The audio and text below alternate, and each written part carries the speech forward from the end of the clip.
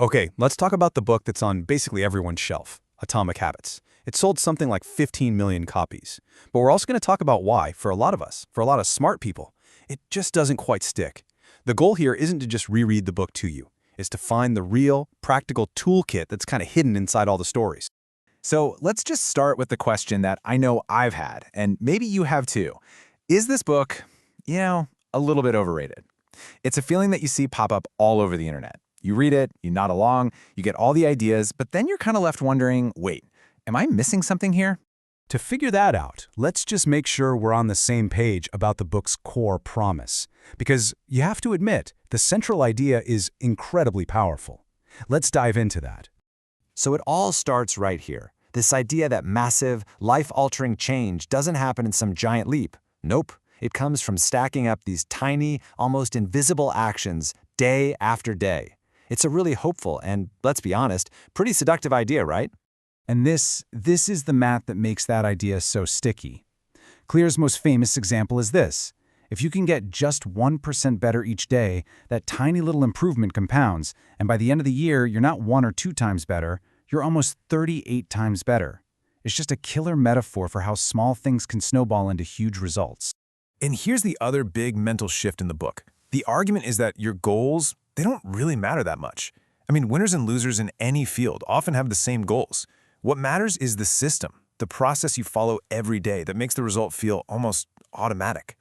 And here's that system, laid out for us. It's a simple 4-step loop for building good habits. You make the cue obvious, the craving attractive, the response easy, and the reward satisfying. It's a clean, neat formula for changing your behavior.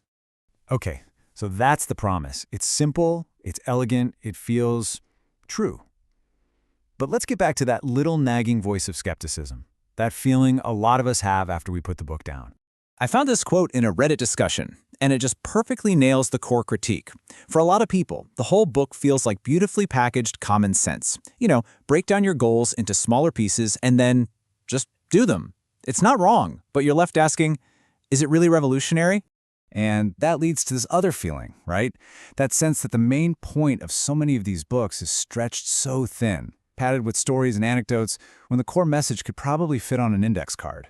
I've definitely felt that. It's like, just give me the good stuff.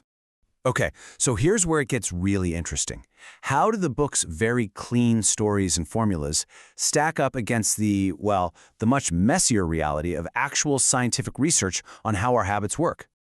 So let's start with that 37x idea.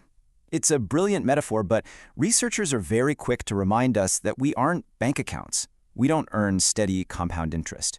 Real human progress is messy. It's full of plateaus and setbacks. It's 2 steps forward, 1 step back, maybe 1 step sideways. And what about the timeline? You've probably heard that number. It takes 66 days to build a habit. Well, turns out that number is just the average from a single study. The actual range in that study was massive, anywhere from 18 days for something simple like drinking water to over 8 months for something harder. So yeah, there is no magic number. And the whole forget goals thing? Well, the science says, not so fast. In fact, decades of research show that clear, challenging goals are one of the most powerful motivators we have. It's not an either-or. It's not goals or systems. The best approach uses goals and systems. You absolutely need both. This quote from habit researcher Dr. Gina Cleo just says it all, doesn't it? We can't apply these clean, mathematical models to the complicated, emotional, messy reality of being a person. Progress isn't a neat upward curve on a graph, it's a scribble.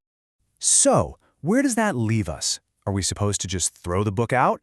No, not at all. For me, the real value comes when I stop seeing Atomic Habits as this perfect scientific rulebook and start seeing it for what it really is, a toolkit for thinking differently about my own behavior.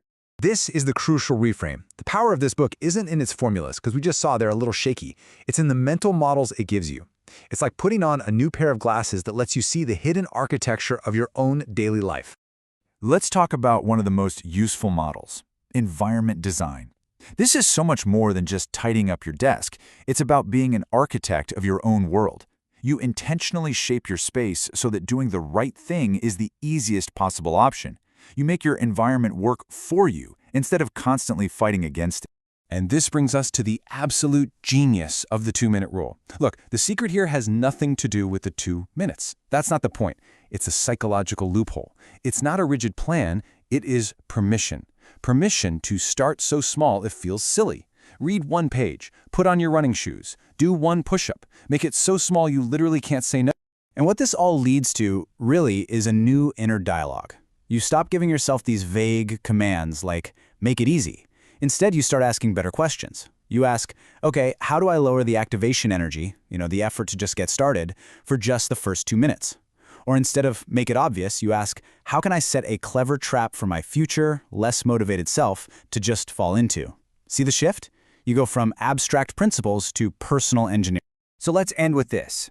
There's this idea called the broken windows theory, which basically says that small signs of disorder, like a single broken window, invite even more disorder and chaos. So just look around you right now. Look at your desk or your kitchen counter. What's the one broken window, that little pile of mail, that one dirty dish, that's silently telling you it's okay for things to be a mess? And more importantly, what's the ridiculously small 2-minute action you can take to fix it right now? Because that's where the real work begins.